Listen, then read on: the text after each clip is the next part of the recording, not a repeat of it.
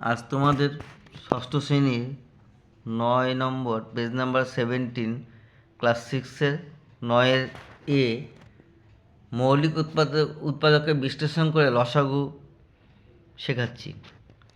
25 আর 80 এর সংক্ষিপ্ত নেমে লসাগু করলাম।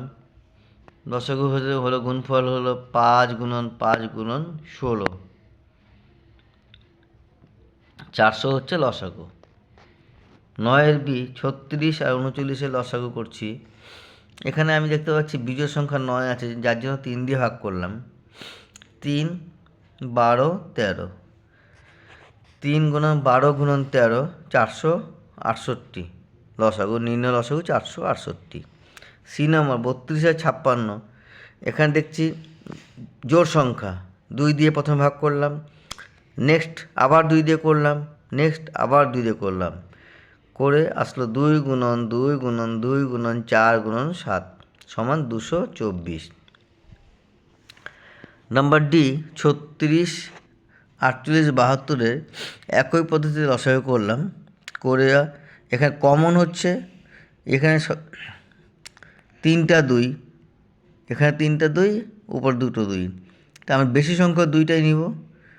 এটা হচ্ছে কমন প্লাস আনকমন। এখানে হচ্ছে দেখতে পাচ্ছি 2টো 3, দ্বিতীয় লাইনে আছে একটা 3, তৃতীয় লাইনে আছে 2টো 3, তাহলে আমরা নেব কি 2টো 3। আর এখানে এই যে 2 কটা আছে 1 2 3 4, এখানে কমন 2টো আর আনকমন 2টো, আমরা 2 কটা নিলাম, এখানে প্রথমে নিলাম 2টো, পরে 2টো। গুণফল হচ্ছে 144 লসাগু। ই নম্বর 27 ও 36-এর লসাগু। 27 যেহেতু বিজোড় সংখ্যা 3 দিয়ে ভাগ করলাম, 3 9 গুণ 27, তারপর 3 3 গুণ 9, তাহলে এর 27-এর উৎপাদক হচ্ছে 3 গুণন 3 গুণন 3। 63 উৎপাদক হচ্ছে 3 গুণন 3 গুণন 7।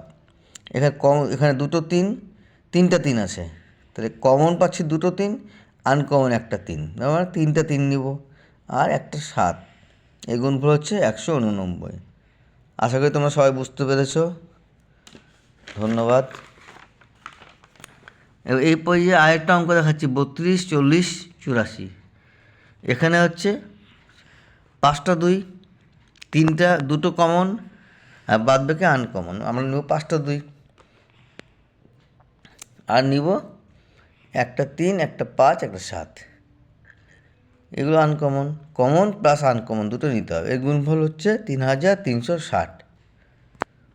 Thank you very much.